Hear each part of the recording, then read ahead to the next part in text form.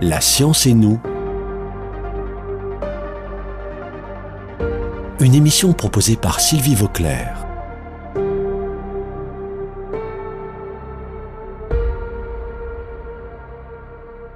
Je suis aujourd'hui avec Max Lafontan, qui est directeur de recherche émérite à l'INSERM, l'Institut national de la santé et de la recherche médicale. Il est aussi le secrétaire perpétuel de l'Académie des sciences, inscriptions et belles-lettres de Toulouse. Sa carrière a été tellement riche et variée qu'il est impossible de la décrire entièrement ici. Je dirais seulement qu'il a fait des études en biologie, en géologie, en physiologie animale, en physiologie des plantes et bien d'autres sujets encore. Il a été enseignant-chercheur à l'université avant de devenir directeur de recherche à l'INSERM. Il a dirigé une unité de recherche particulière de cet institut pendant plus de 20 ans et il a fondé lui-même un institut regroupant plusieurs de ces unités de recherche à l'intérieur de l'INSERM. Il a écrit de nombreux articles, il a eu de nombreuses responsabilités de recherche et d'enseignement. Depuis une quarantaine d'années, il s'est spécialisé dans un sujet qui va, je crois, intéresser de nombreux auditeurs, les cellules adipeuses, c'est-à-dire la graisse, tout simplement, celle qui s'accumule chez des animaux et dans le corps humain et qui vous ennuie bien. Et je crois qu'on va découvrir avec lui que le tissu adipeux a en fait beaucoup d'intérêt. Bonjour Max. Bonjour.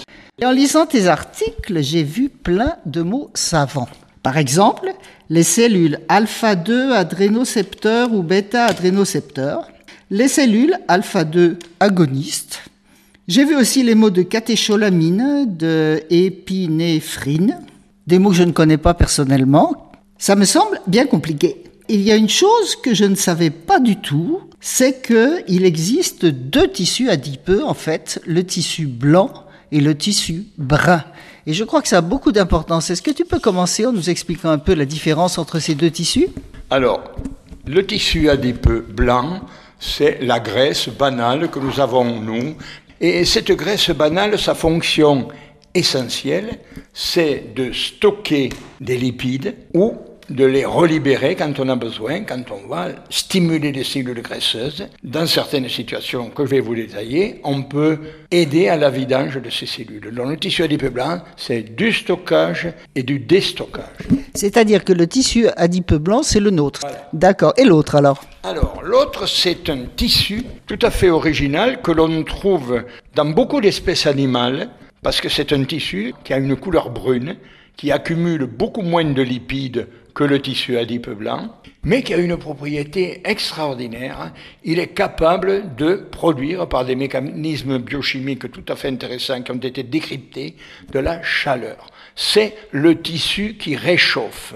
Donc, tous les petits mammifères sont équipés de tissu adipeux brun. Ça leur permet de se réchauffer. Alors moi je découvre quelque chose là parce que je croyais que c'était la même graisse. Moi je croyais que justement que si on prenait de la graisse c'était pour se réchauffer, etc. Mais c'est pas la même. Alors celle des marmottes c'est pas la nôtre. Alors les marmottes ont les deux types de graisse. Elles ont de la graisse blanche et elles ont de la graisse brune.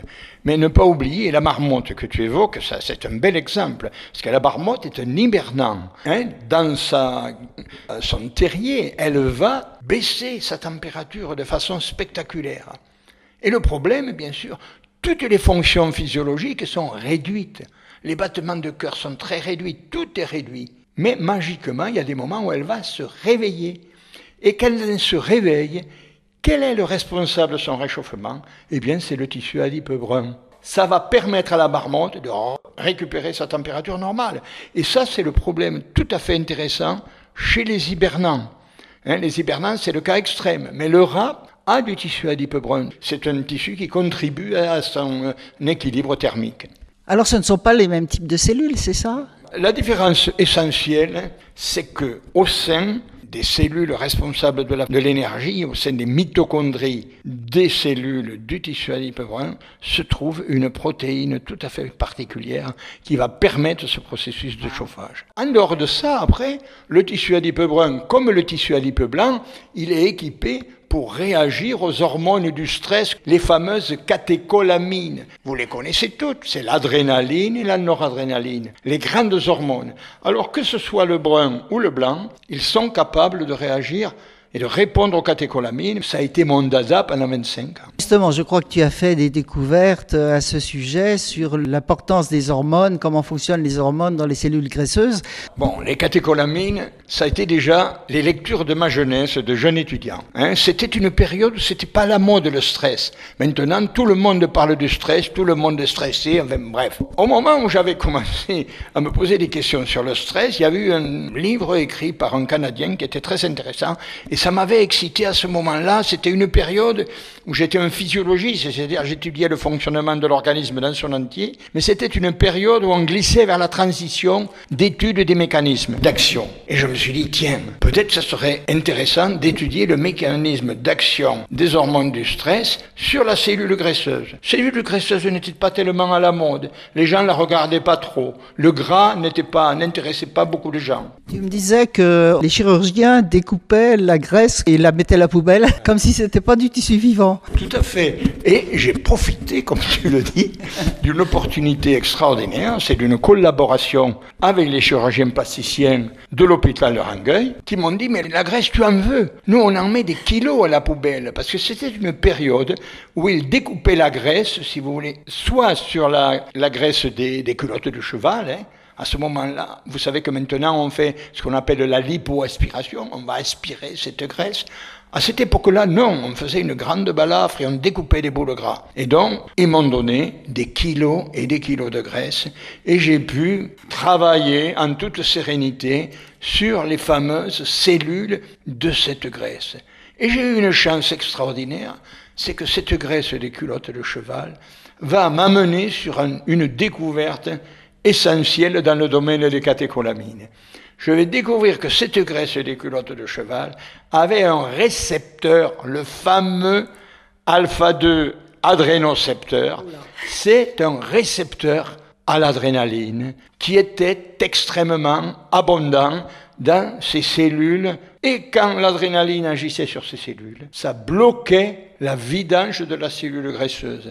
Donc tout le monde sait pourquoi on ne peut pas vider la graisse de la culotte de cheval, parce qu'elle est verrouillée par ces fameux récepteurs. Tu me disais aussi que c'est un peu un bienfait, parce que si cette graisse se vidait, on en aurait partout dans le corps, c'est ça? Alors, normalement, dans la physiologie du tissu adipeux, il faut qu'on puisse prendre des réserves qu'il y a dans la graisse pour faire de l'exercice physique, enfin pour assurer son bilan énergétique. Ça, c'est la vraie vie. Mais ce qui est intéressant, ce qui a été des découvertes parallèles à la culotte de cheval, bien sûr, on a regardé les autres tissus. Et en réalité, on a des différences de réponse des tissus adipeux selon leur localisation anatomique. Autrement dit, l'organisme, il va piocher dans certains domaines, dans certains secteurs. Ça va vider la graisse sous-cutanée, la graisse des mammaires, etc.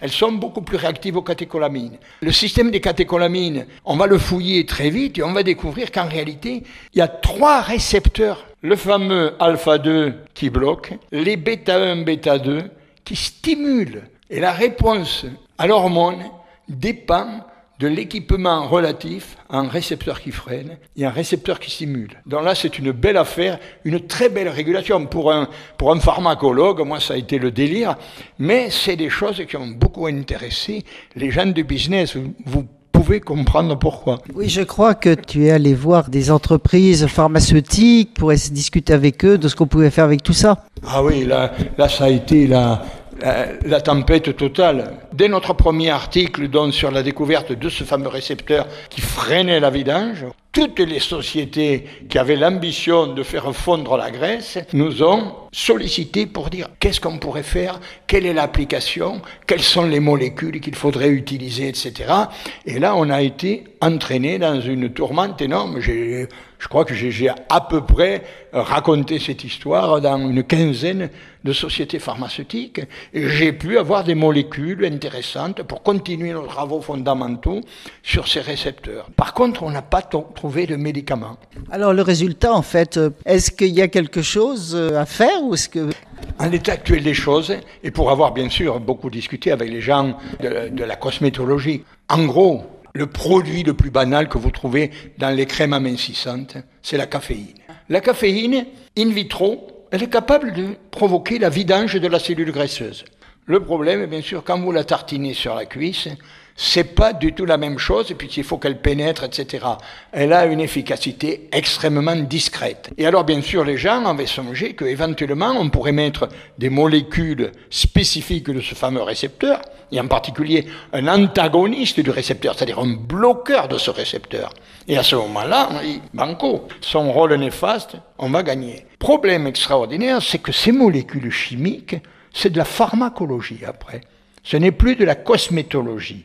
Ça veut dire que si on veut mettre une molécule chimique dans une crème amaigrissante, ça va coûter une fortune, parce qu'il faut faire tous les tests d'une molécule pharmacologique. Autrement dit, les industriels de la cosmétologie n'ont pas été passionnés. La Sanofi a fait une tentative, mais à mon avis, timide et pas arrivé à grand-chose. Donc voilà, pour le moment, on n'a pas de solution.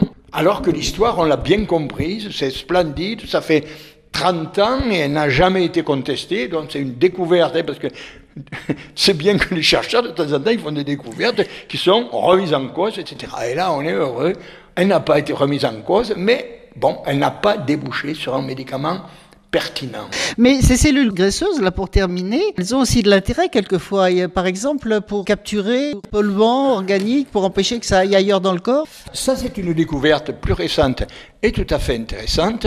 C'est que tous les xénobiotiques, tout ce qui traîne dans l'air, qui est soluble dans les lipides, va passer dans le corps, on les absorbe, et comme ils sont solubles dans les lipides, ils vont être intégrés dans la graisse. Et alors là, c'est impeccable, parce qu'ils vont être intégrés dans les triglycérides de la graisse, et ils vont être séquestrés. Il est beaucoup plus passionnant de les avoir là, somnolents, dans une graisse qui bouge pas beaucoup, plutôt que de les avoir éventuellement dans le foie. Donc, autrement dit, c'est agréable. Si ce n'est que récemment, il y a des gens qui ont dit « Mais attention, si on maigrit trop, on risque de les refaire passer dans la circulation. » Donc je pense que ce sera le mot de la fin. Il faut avoir une vie saine, il ne faut pas avoir trop de graisse, mais c'est bien d'en avoir un peu quand même. Merci beaucoup Max et à bientôt.